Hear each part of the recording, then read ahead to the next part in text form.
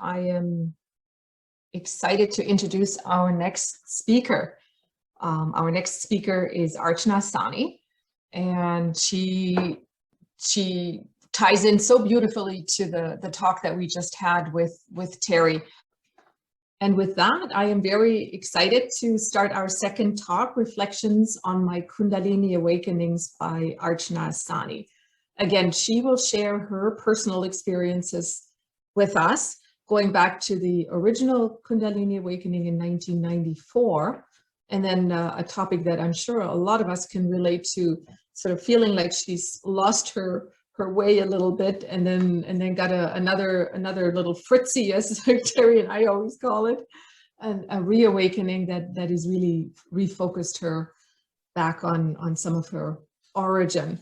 I was chatting with Archana before the talk, and one thing she did want me to mention is that she is a Canadian of East Indian origin, and she is from the beloved city of Toronto, but has been living in India for the past 8 years. So quite often people refer to her as Indian, but she is actually a Canadian citizen, and she lives in Toronto, and she was very excited to have me make that geographical distinction, and she's really looking forward to moving back to Toronto in the very near future. Archana's power sometimes goes on and off. It seems to have been pretty stable this morning. We have a plan B and a plan C, so should her power go out, we have options. But hopefully the spirits will be with us, and the energy will be wonderfully stable. And with that, I welcome you, Archna, and we look forward to your talk. I will give you a heads up in about 20 minutes from now. Yeah, thank you, Sabine. I'm really excited to be presenting at this conference. I'm new to ICR. And also just wanted to state at the start that, you know, my presentation is of a very personal nature. It's autobiographical. And I'll be talking, you know, about my Kundalini experiences in the context of a life narrative.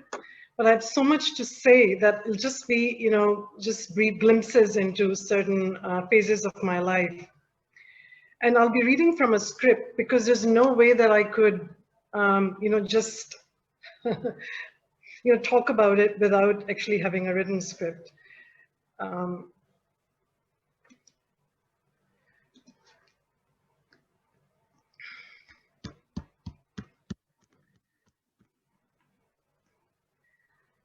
So I wish to first express my gratitude to ICR, to Paul and Michael for giving me this opportunity to share my reflections on my Kundalini awakenings. I also want to thank Sabine, my fellow speakers and listeners present at the conference.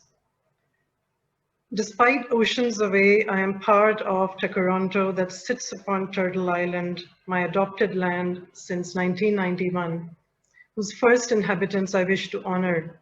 I also honor the great sages and my ancestors in the land I was born, India. Intermingled within me, all is made whole, is renewed, ever sacred. I'd like to begin with an invocation before I read my script. It's an invocation to the great Mother of the Universe, Shakti. Ya Devi Sarva Bhuteshu Shakti Rupen Samsthita Namastasyai Namastasyai Namastasyai Namo Namaha. Reflections on my Kundalini awakenings. Let me say at the outset that I speak not as an erudite scholar, but as a poet, seeker, and person who has lived in awe of the wonder that is creation and felt an undeniable mystery at the heart of the universe.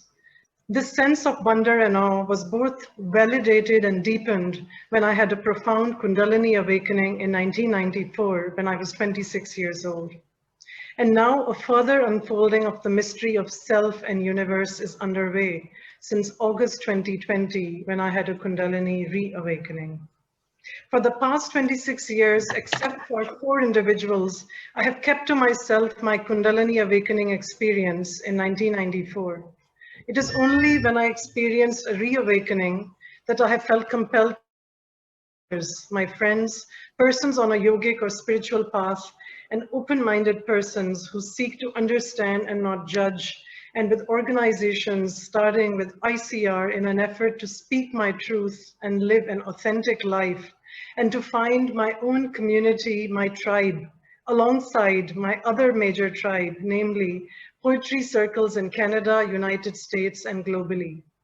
I hope what I have to share will resonate with others who've had a spontaneous Kundalini awakening or shed light on their experience in some way. Experience without influence. These days, when I talk about my Kundalini awakening, that of 94 and August 2020, people assume one of the two things. One, that I have had training in a spiritual tradition as a result of which I managed to awaken my Kundalini. Those who are familiar with yoga assume it happened on account of practicing Kundalini yoga. Two, they assume that because I'm originally from India, it is natural for me to know, take interest in, or practice some form of yoga and meditation, as well as have inherited a family tradition or worship of a god or goddess. Nothing could be further from the truth. Born and raised in India, I was not brought up in any Hindu religious or spiritual tradition by my parents. Neither were any teachings on yoga, meditation, or the key religious scripture, Bhagavad Gita, transmitted to me. Nor were deities, male or female, worshipped at home. Neither did we visit temples as part of a family tradition. When I had a Kundalini awakening in 94, I had not heard of the word Kundalini. I was content with my experience of awakening and did not seek out spiritual texts or approach a spiritual guru or organization to learn more about what had happened to me. To me, it was the answer and fulfillment to what I had been seeking from the universe. Hence, all my questions melted away thereafter. What I had been seeking from the universe was to know what love is, the nature of love, and to experience it. However, I do recall that as a 7-year-old living in Malaysia, Kuala Lumpur, I would gaze at the photo of God's saint Sai Baba at the altar in our home, wondering what adults meant by God, and in my child's mind had connected the idea of God to love. It was about 4 or 5 years later, in the late 1990s, when I visited my parents, that I happened to read about Kundalini and correlated it with my experience. I came across a book called Kundalini by Swami Muktananda that I found lying around the house and read its introduction. I recall telling my father that it happened exactly in the same way to me. I was referring to Swami Muktananda's description of the ascent of Kundalini to the Sahasrara chakra, resulting in the blossoming of the 1,000-petal lotus. I did not read the book beyond the introduction.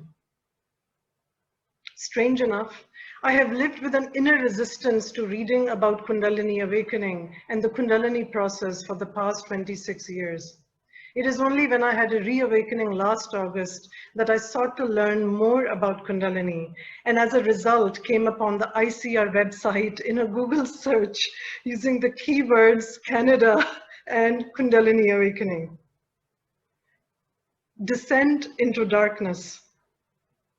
The immediate context for my awakening in 1994 was a phase of descent into darkness in which I observed mythical patterns playing out in my mind, universal images surfacing from my subconscious into poetry, and found myself spontaneously breaking free from internalized patriarchal structures of self and society to reclaim my feminine warrior spirit.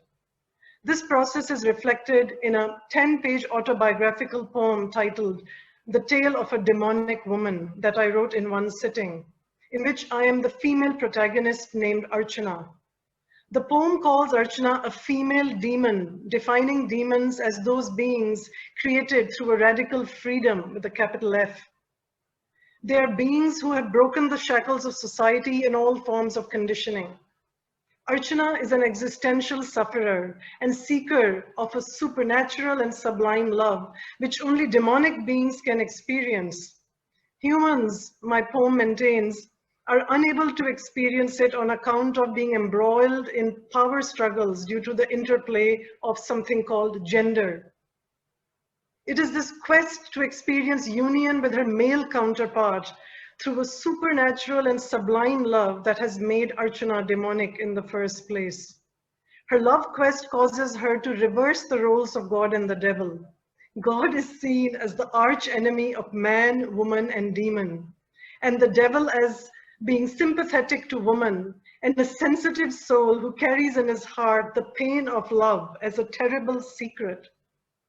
Taking over the role of God, it is the devil who creates Archana and her male counterpart from a bolt of lightning and plans to make them fall in love of an earthly and sublime kind. The devil's plan is routed by God, a misogynistic patriarch who replaces the man's heart with the falcon's heart, thereby denying Archana the experience of a reciprocal and supernatural love with her male counterpart. The poem traces the metaphysical cause of suffering in desire, viewing it not as evil, but paradoxical and problematic. Desire is good because it gives rise to the desire for union. It is problematic because the outcome that it accomplishes, namely union, is doomed due to its fleeting nature, and again, suffering ensues. Hence, the only way out, the poem suggests, is to transmute erotic love into divine love and transcend it altogether.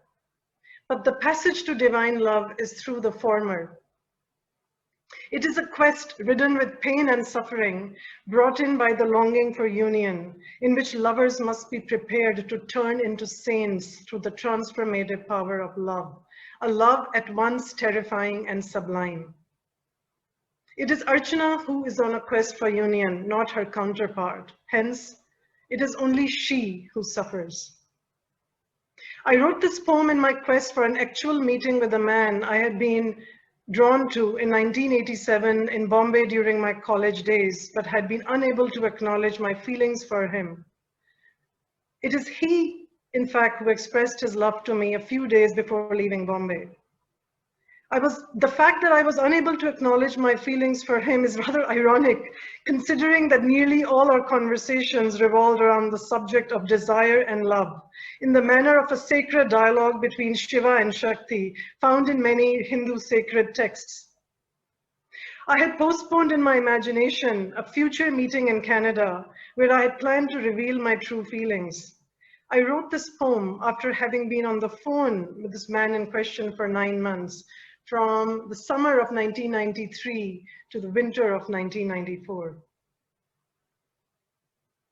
My own form of bridal mysticism. I recall as a 10th grader being mesmerized by a brief film footage I glimpsed in a contraption called Viewmaster, of a man in dark clothes embracing a woman in a white gown. This was 1982. I recall being fascinated with the merging of black and white and felt it to be mysterious and sacred. I replayed in my mind that scene of Dracula and the woman in white. I learned that it was Dracula. And each time I would feel a sense of oneness on imagining this scene. I read the book Dracula later on by Bram Stoker and became a fan of Dracula and vampire films. To me, the highlight of Dracula films was the scene of the union of Dracula and his bride through a baptism of blood. As I waited for my friend from Bombay days to show up and wrote my poem, The Tale of a Demonic Woman, I noted in my journal that in my quest for union with my Bombay friend, I had merged his image with that of Dracula. It was as if the merged image was an imagistic tool to hold the emotion in place until I was able to meet him in person. After my awakening, I was no longer interested in pursuing my PhD research on the vampire in North American film and fiction. My quest having found fulfillment of a kind I had not expected, in the manner I had not expected, namely my Kundalini awakening, I outgrew in an instant the Dracula myth. I also realized that my quest had been that of a mystic's quest for union. The only difference was that the object of my quest was not Christ or Krishna, but Dracula, and later on this man in question. Dracula was my dark bridegroom. It appears that I had created my own variety of bridal mysticism. I wrote a poem titled An Invitation to the Count in My Late Teens, in which I invite the Count and state my bargain. This is how the poem ends. Come, quote your price. How many bowls of blood for eternity, till trapped in your kiss, my soul is set free. The opening of the lotus, from romantic to divine love. I had imagined a meeting with the man in question for the past 7 years. When the object of my love quest, or rather quest for union, didn't show up at the designated time and place after having been on the phone with me for 9 months. The mental and emotional suffering was so extreme that I turned my energies inward and started to meditate without any training whatsoever, in order to save myself, literally. I stopped eating. I did not fear death. The saving which my being sought was not from dying, but from living in a universe where love did not exist. I literally tottered between life and death. I do not mean to be dramatic when I say I challenge the divine to reveal itself. I threw a challenge to the universe or the divine, or call it what you will. I shouted rather, if there is love in the universe, reveal yourself, or else I'll give up my body.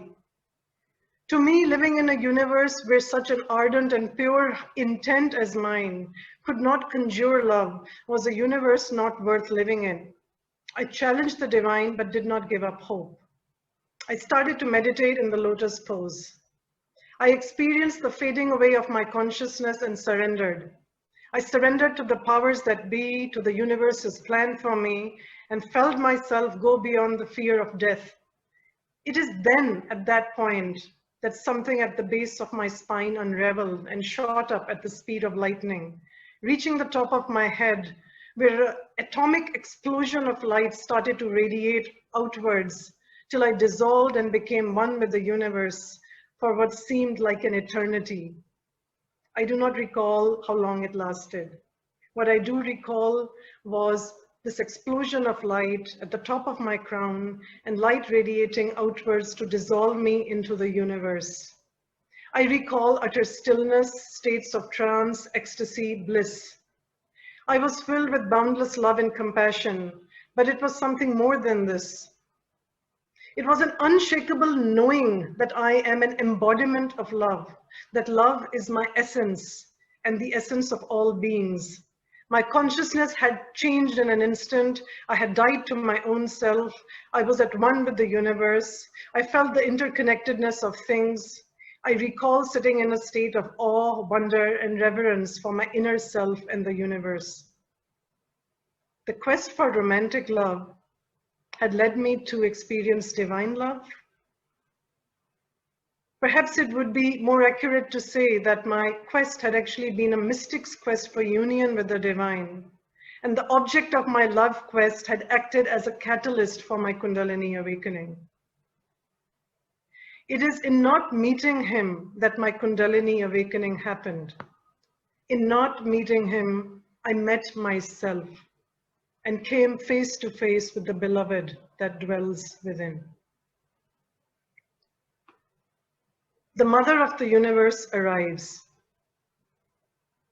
How would you feel if you were an atheist and one fine day sitting in your shared room during your student days, you had a vision of the mother of the universe? Something similar happened to me in 1994. I, a graduate student at the University of Toronto pursuing research on the vampire in North American film and fiction, having written a poem reversing the roles of God and devil, had a profound transformation, as I just described. A few hours or days after this awakening, I had a vision of the dark goddess, before whom I instinctively bowed and offered my head.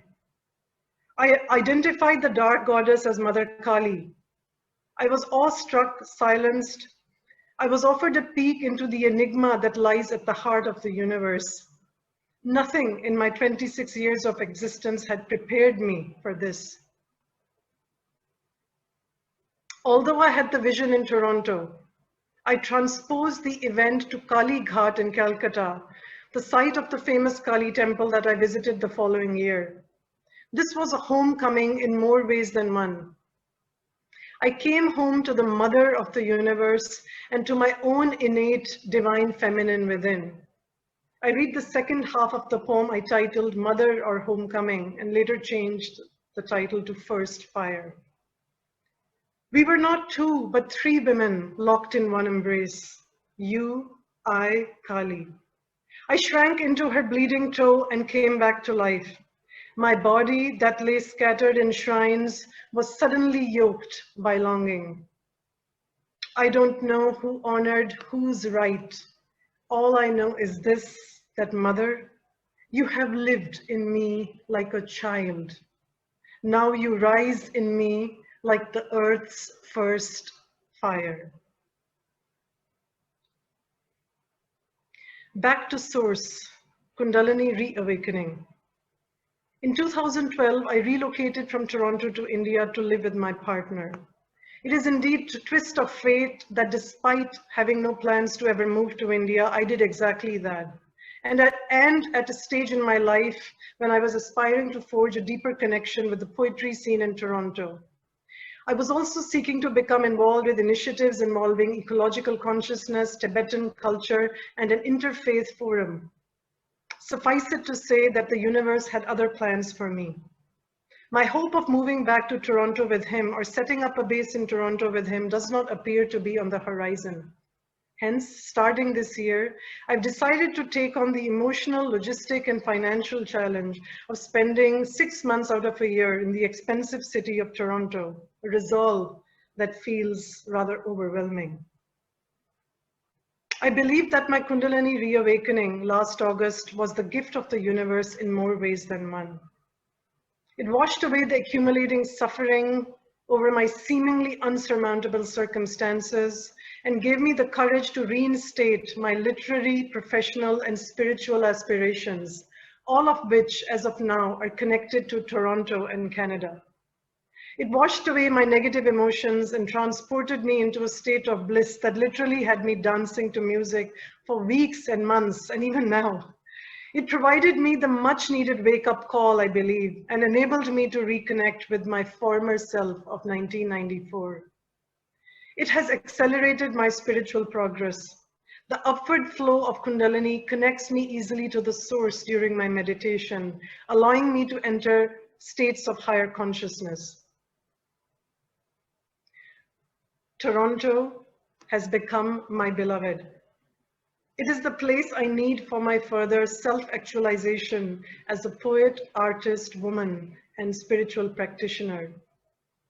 My beloved looms at a distance as Toronto, unattainable and out of reach, sparking once again the longing for union.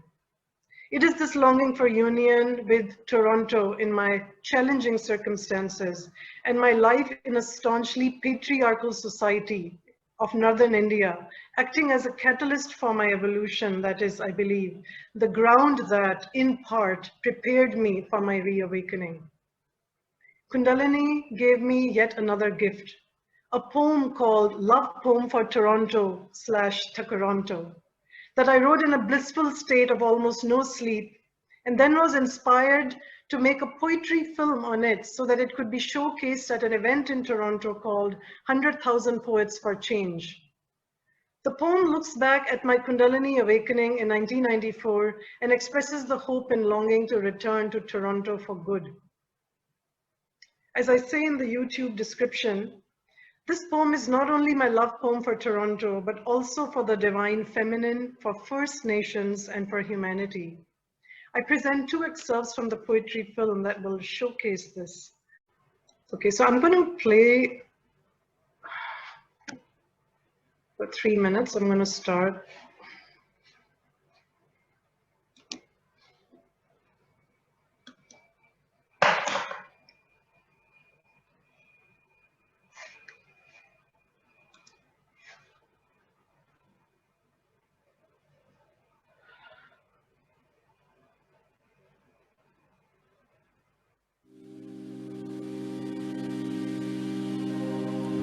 They tell me to forget you. Once you were home, now I come to you as a visitor, living for the past 7 years in the land I was born. We meet and part and meet. How will this love story end? They tell me to forget you, but how can I forget the place where I found my beloved? Yes, I found my beloved within the walls of my city, within the walls of my body. Yes, I found my beloved within the walls of my body in the days my Himalayan cave was Ossington Avenue, 1013.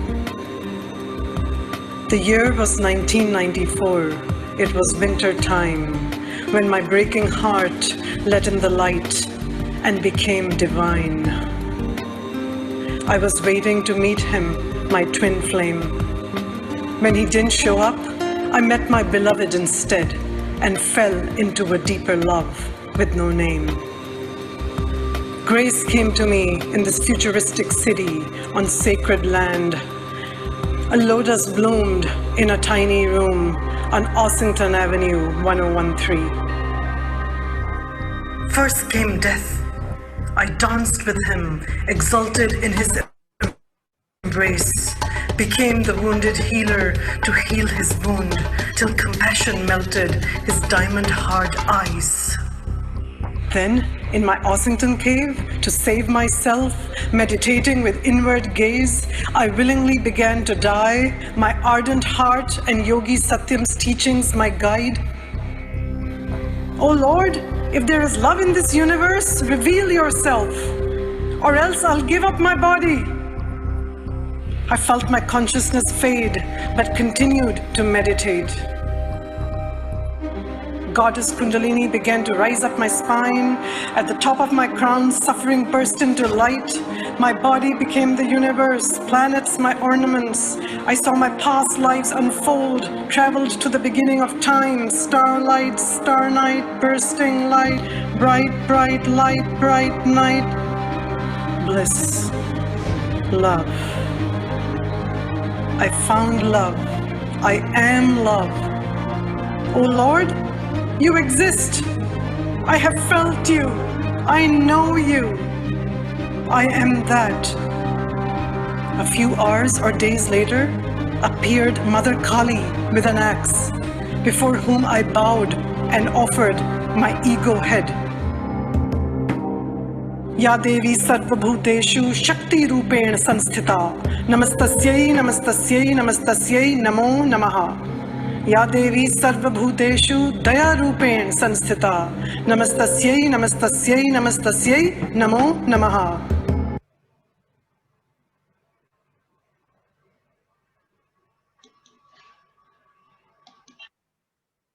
The other shore.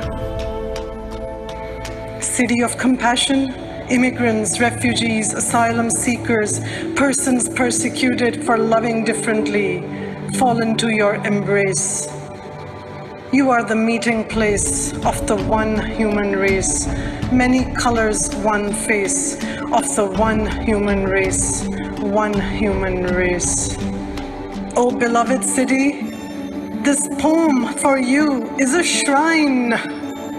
CN Tower is become my citadel of light, and I, the second cup overflowing.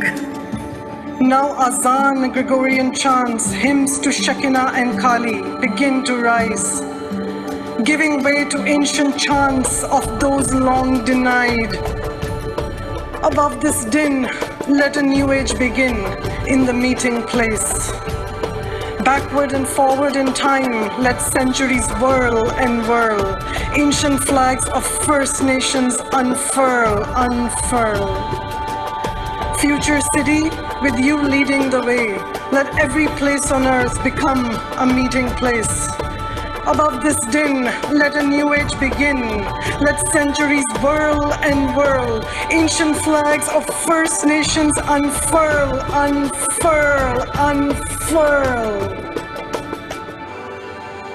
Oh beloved city, oh beloved Turtle Island, I'm coming back to you soon. When I return, this time for good, take me in your arms.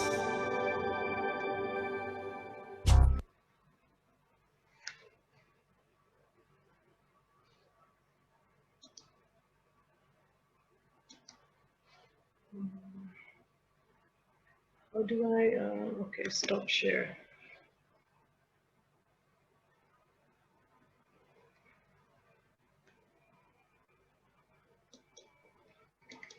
So those were the two excerpts. It's almost the complete poem, but it can be found on YouTube under my name. I'll continue with my talk. This is the last, I'll go to the last section. Reflections on my, yeah. I'm just going to check with Vitol. Vitol, do we have any questions for Archna? We have one question, so she wants to continue, but we have one question. All right, we're probably at about 6 minutes, Archna. Thank you. Okay. So can I continue, Sabine? Yes, I would say for maybe 2 or 3 minutes, and then we'll have time for the one question. That would be lovely. Okay. Well, actually, I'll just skip the last. I'll just.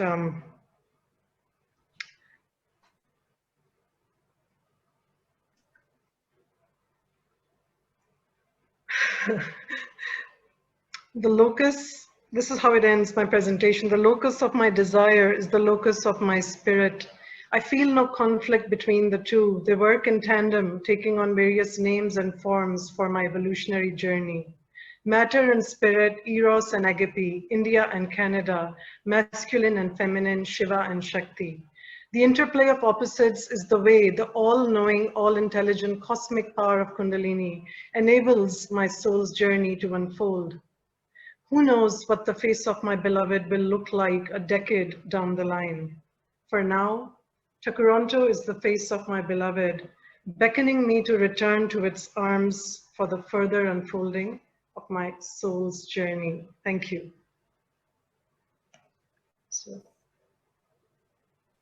Thank you, Archna. Vitol, if we can hand it over to you for questions.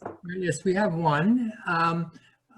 You have to help me with this, Archna. Is twin flame phenomenon only a catalyst for Kundalini awakening, or is there more to it?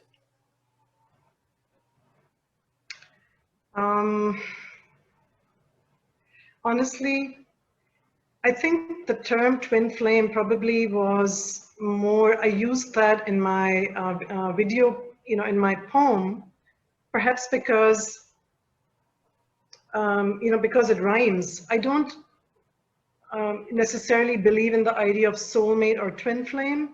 And I can only speak for myself. In this presentation, I was trying to get a grip on what really happened to me. Because I believe that energy, right? Energy is, the source of all energy is the same. So erotic energy can be transformed into spiritual energy. So I can only speak for myself.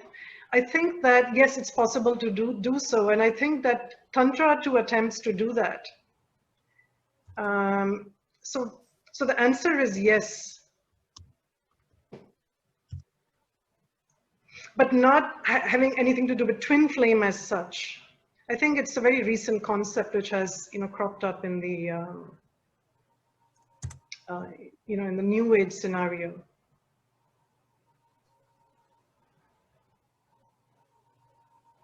Thank you very much.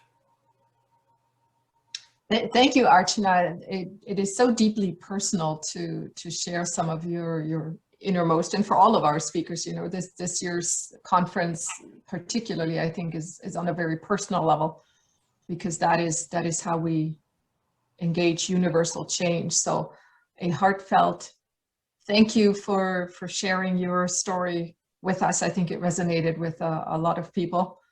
And I have just one quick question. You said that to look for the video, we search with your name. Which version of your name should we use? It would be the last name which I use in the conference flyer, SAHNI. Okay, thank you. It's exactly the, yeah.